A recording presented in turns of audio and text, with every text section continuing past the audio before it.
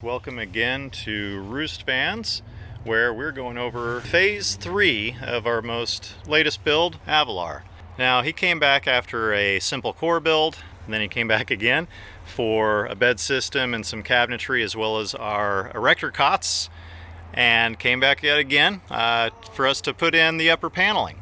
as well as this compact kitchen cabinet and a simple single burner sink.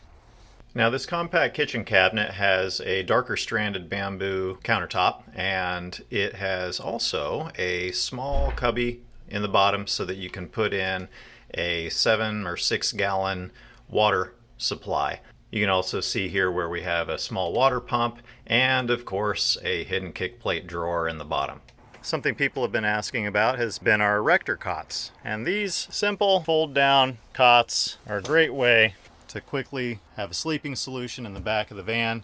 and in this case we put in 2 on both sides. This van also boasts a 2-panel Phuket bed